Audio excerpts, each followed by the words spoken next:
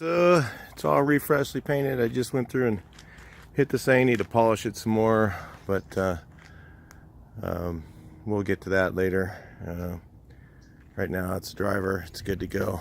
But anyway, I was going to go over why I like the Duramax over the Dodge and the Ford for these years. The new ones I don't know anything about.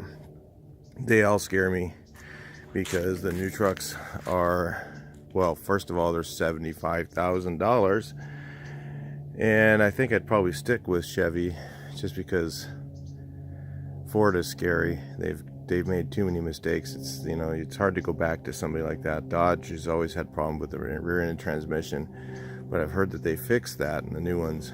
But anyway, but the engine, I've heard they've gotten worse on. So anyway, why would I choose a Chevy over the Ford and the Dodge? I'm not a brand specific person. I usually end up with a Chevy truck because usually it ends up working out the best for me. But I'll tell you why I did this, and we'll kind of take a look at the mods I did. Of course, I got rid of the moldings and stuff as we went around, and got some bed rail caps and stuff, new stuff inside here. Still work truck, but the reason I chose a Chevy over the Ford and over the Dodge is because the Dodge, obviously, the early 5.9 was probably the best motor, diesel motor introduced to the diesel market, but the transmission and rear end were not. The Dodge transmissions, automatics, were prone to braking, and the transmission, and when you pull heavy trailers and you break down somewhere, you do it once and you're kind of like, oh, I don't want to do that again.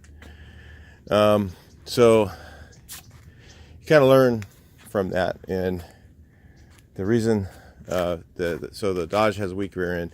The Ford, well, you start with the weak transmission, number one. The engine, it's really hard to work on. It's I mean, the 7.3 wasn't too bad, but obviously if you look to my other videos, I've got broke pistons on the 7.3, so people go, oh, well, that's because you did this or that or whatever. Okay, whatever.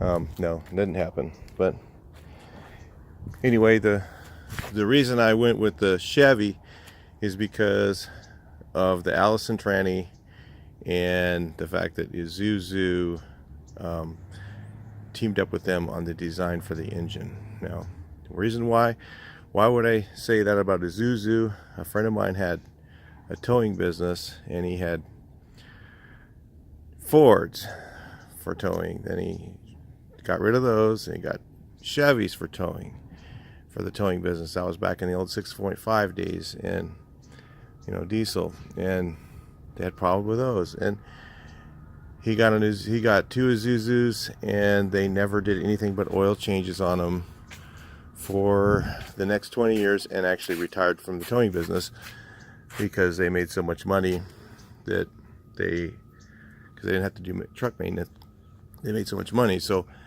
that's what influenced me towards the Chevy. Now, plus the other things were horsepower, quiet of the engine. I drove one, and it was like, I just like the way it drived. It feels like a car suspension, smoother down the road, even though it's not as tough in the front end as the Ford. Definitely not. It's pretty weak as far as the drag link system in the front end goes. But the other stuff I really enjoy about the truck. So I searched around. I would want to buy a new one. I bought a used one, tried to find one that was good. This is my second one of these exact same pickups. My other one was white, and my GPS shorted on the dash and caught fire. So I was really unfortunate on that happened. And before the insurance actually released the truck, I had already bought this one I mean, they said the guy says, I'm going to total this. There's no way you're fixing it. I'm fixing it. I'm like, all right.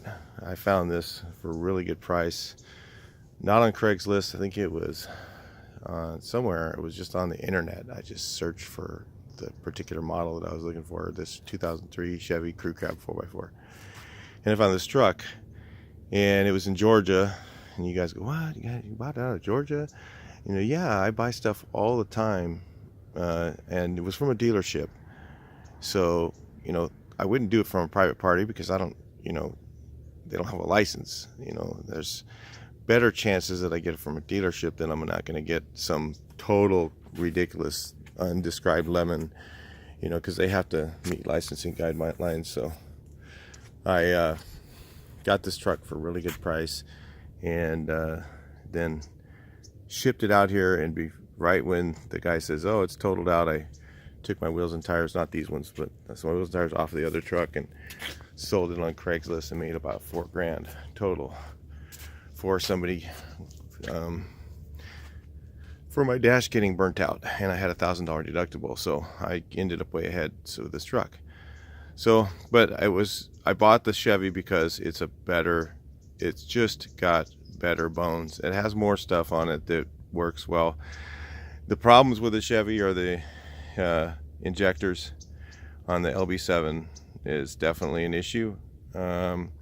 I've changed them. I took it to the dealer once, and I had the injectors changed under warranty, but it was 2 weeks before GM went bankrupt. So I probably got the worst of the injector line. You know, whatever they had left, all their contracts were probably null and void with all the other places they were getting them from.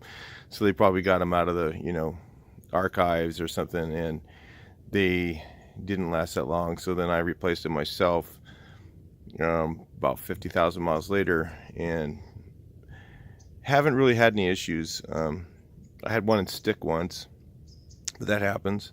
Even on the Ford, sometimes they'll stick, and then you gotta, you know, make sure you change your fuel filter and put some seafoam in your fuel filter, put it back on there, and run it for a minute, let it set, let the stuff just kind of clean it all out, that sort of thing. But, you know, other than that, you know, I just had normal maintenance on the Chevy.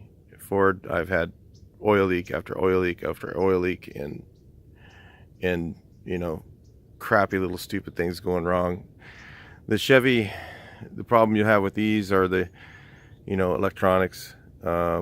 So, you know, get yourself a soldering station because you're going to need to take your dash out or take it into a place and have it, you know, take it out. It's really easy to take out and take it in and have it rebuilt because they go bad. The solder comes loose on the dash parts, components, and then the stepper motors go bad on the dash pieces. So that just, you know, that's the Delphi stuff.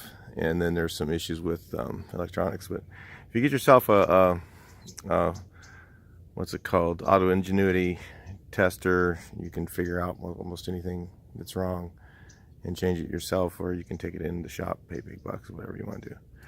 Anyway, that's it for the Chevy review for the 2003 over the Ford and the Dodge. Why I chose it, it's just a better truck. I mean, all around.